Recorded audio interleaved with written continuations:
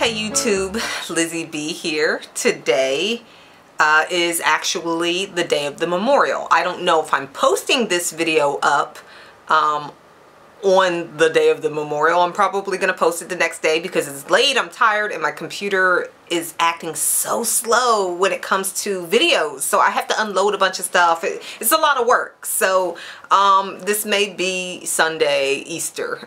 But either way, memorial happened. I went this year. Last year I talked about the idea of going, but you know, I had was recently mourning a death, and I just had a lot going on, and so you know, I skipped it, and I stayed home and drank and made a video with you guys, kind of hanging out. And I went to the memorial. I want to tell you guys about that, but I do kind of want to hang out with you guys again this year and just kind of chill and chat and also answer a question that I got. So this will be my tradition, I guess. This is my new tradition, except for the going to the Kingdom Hall part, because I do not plan on ever doing that again. I only went to the memorial so that I can partake, and that would be my last rebellious act whatsoever that has anything to do with the Jehovah's Witnesses, as far as going inside of a Kingdom Hall or any facility where they're at. Don't be surprised if I may do a video where I approach a cart or something like that. I haven't seen any carts though. I can't cart crash because I haven't seen any carts. There was one down the street where I used to live, but I've driven by there and they don't stand out there anymore. So I don't know if that may be the case, but I can tell you this will be my last rebellious act going into a Kingdom Hall. Let me just talk about my experience going to the memorial this year. First of all, I didn't get an invitation, so I was, you know, a little well, who cares? I mean, I don't need an invitation. I'm gonna go anyway, but I didn't get an invitation. Me and my husband moved recently. Well, actually it feels recent, but it was last year. The place that we live now is kind of further back from the street, so it's easy to miss. I'll put it like that. So we didn't get an invitation, and I'm not surprised. But I had to go online, and I did a Google search for the nearest Kingdom Hall, and the nearest one was hosting their memorial at a high school. So I went to the high school, and that was really, really close by. And you know, I was trying to figure out which Bible to use. I had my silver sword, as they call it, but I also had my King James Bible. And so I decided to go with the King James Bible, even though there's part of me that knows that it will kind of set me off, like worldly person, everybody would know, you know, because I have a King James Bible. And I went, and the seats were just so like close together, and that was kind of annoying. And oh, I'm sorry, my husband dropped me off, and he's like, when I told him what I was doing today, he's like, oh goodness, I don't want to be a part of your foolishness, but I know I gotta help you, so what do you want me to do? And I told him, just drop me off and pick me up, and I'm so glad that he was willing to do that. So that's what he did. He drove me to the location, and I get out, as soon as I walk in, I hear Spanish being spoken, because I got there late. And it was a Spanish-speaking congregation, and I do not speak a lick of Spanish, so I was like, okay, well, there's that. And so as soon as they saw me, I don't know if it was the head wrap, I don't know if it's the fact that I'm black, but they were like, oh, she don't speak Spanish. And I was a little offended at that, but I don't. So you know, people were like looking at me. I think I was one of two black people in there. There was this one black guy who was across the room. Either way, they direct me to the front, not to the front, but like closer to the front, because they have all of the rows kind of sectioned off with like some rope. And so they opened up a new rope with me, and a crowd kind of came in a little bit. And it was interesting because I could feel that the guy next to me didn't want me to sit directly next to him, but I didn't know if if it was okay to kind of space myself out. So I sat directly next to him.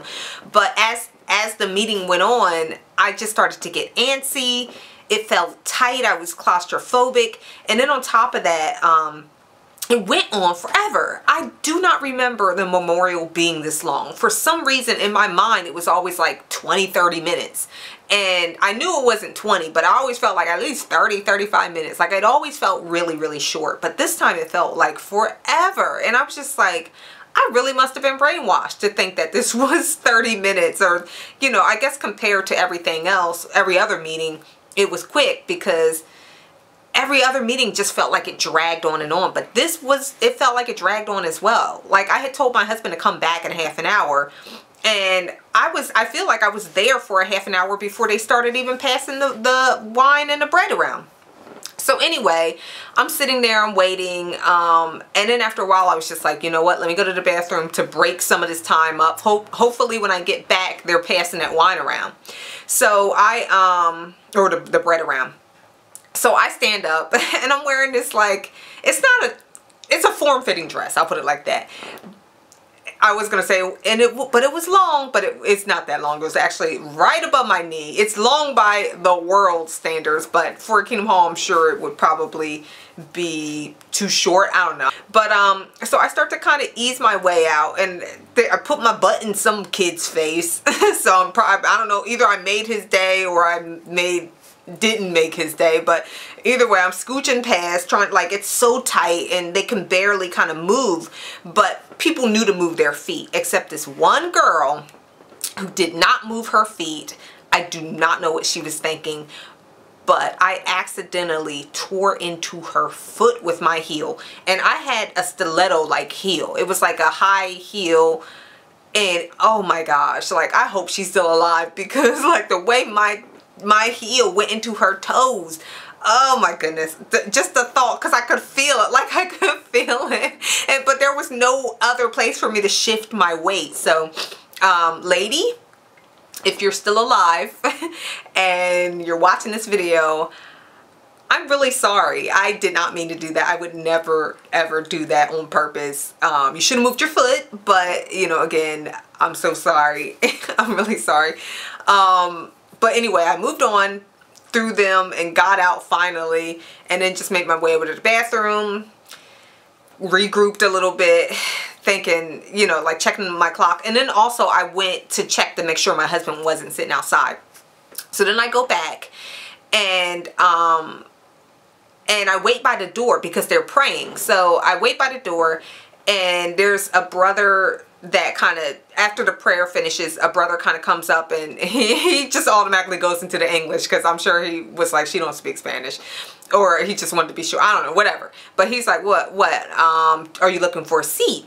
And I told him, no, I mean, yes, I'd like to sit, but I don't want to go back to where everybody is, because I don't want to have to weave through the crowd. It's really tight, and I just stepped on a woman's foot.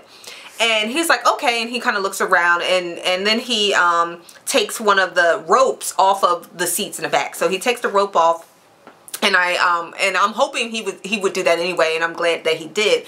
So he does that, and I sit in the back. The disabled people were sitting in the back, like people in wheelchairs and their caretakers and that kind of thing. And there was this guy that was wearing street clothes, and he was like sitting behind me.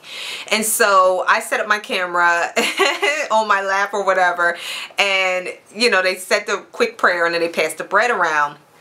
And the same brother that had helped me find the seat came up, you know, with the plate of bread. He handed it to me. I took a piece of bread, and I took a bite, and I took such a big bite.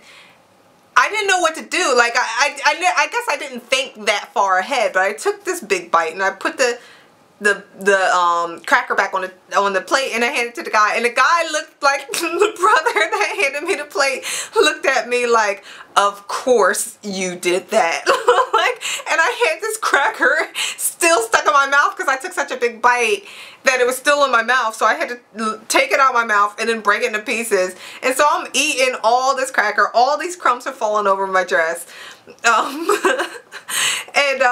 you know, I'm eating this cracker, and it feels like it's taking forever. Crunch, crunch, crunch, crunch, crunch, crunch. Crunch, crunch, crunch, crunch, crunch, crunch, crunch. And then the other piece that's still in my hand. Crunch, crunch, crunch, crunch, crunch. And so some of the people were like laughing around me because it took me so long to eat this big piece of cracker that I broke off apparently. And so there was that. And I could just like feel like if people were turning around looking at me, this little girl was like, ah, you know. And so then, you know, they say the prayer, the wine comes around, and the brother who has to hand me the wine is just taking a long walk of shame towards me, because there's the, you know, group in the middle, there's all the sections sectioned off, and then there's me at the back. So he's got to walk it all the way to me. It's like, this broad's gonna drink this too, I'm sure. Hands me the cup, gulp, gulp, gulp, boom, here you go. and right after I drank, my brain was like, okay, time to go. And to kind of hammer that home, this gnat starts attacking me. And I go straight into Jehovah's Witness mode, and I'm like, it's Satan. It's Satan attacking me.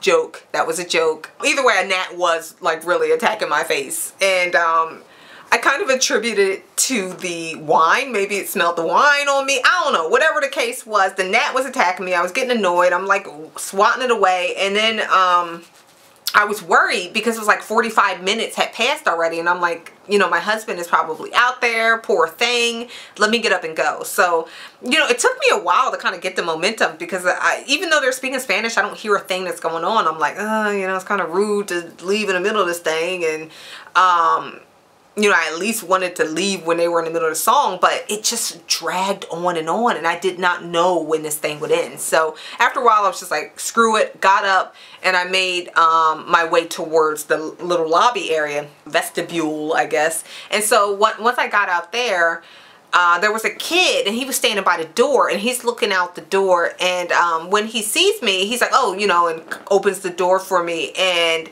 I see a car, a black car out there. I know it's, you know, for me, but, you know, it looks creepy. It's in the darkness. There's this black car. There's like headlights coming off of it.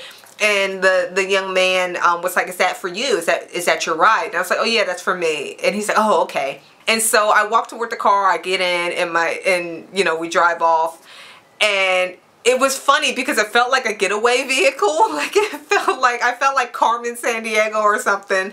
But I'm glad I did it. I don't plan to do that again. I don't have any need to do that. So I had to change the lighting, and my battery died. All kinds of stuff is going on. So I had to get my husband to fix it. I think the lighting is so much better now. I should have had him do it from the beginning. Either way, I wanted to answer this question that I got.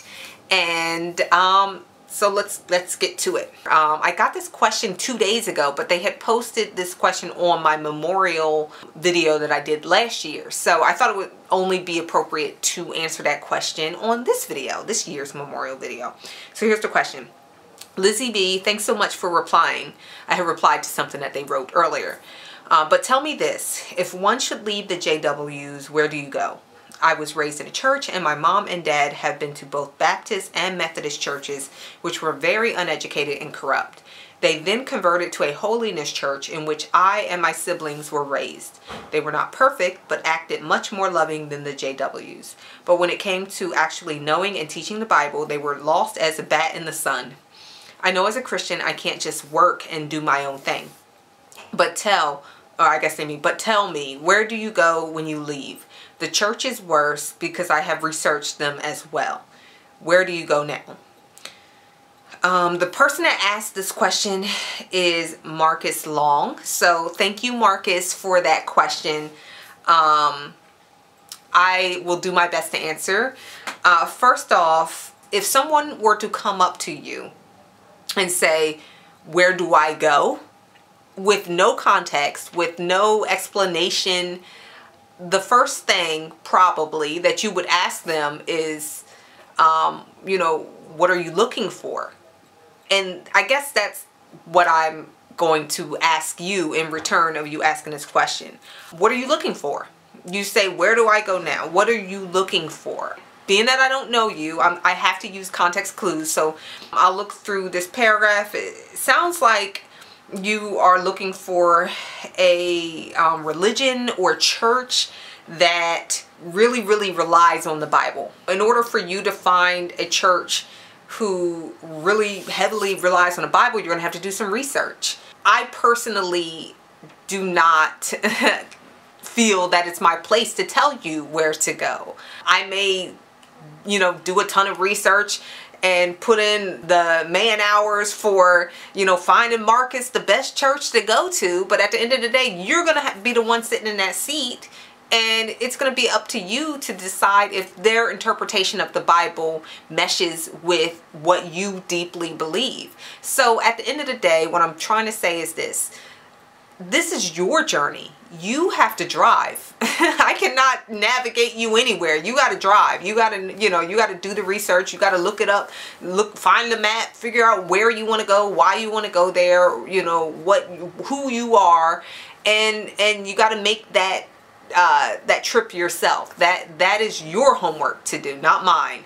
And so I want to say that to anybody that ever asked me this question, because I get this question a lot in my videos, and I want to answer this quickly because I didn't want this video to be a long one.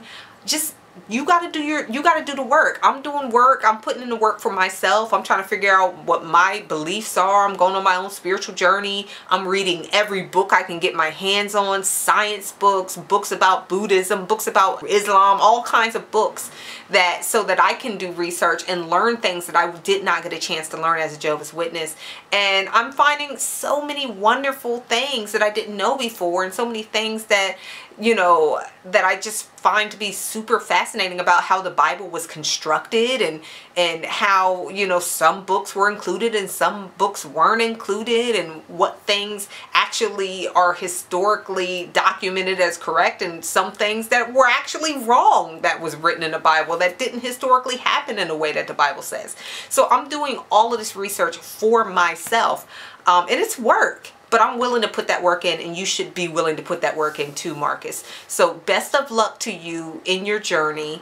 I wish you nothing but love and peace and joy as you go through this experience of kind of learning who you are and learning what you believe, and finding hopefully a community of people that can support each other and support new ideas and just learning, because life is a journey. Life is just one big lesson, and I love to learn, and I hope you do too. So good luck on your journey, and keep us posted. Let us know, you know, what you go with or where you decide that you want to go. So hopefully that this helps.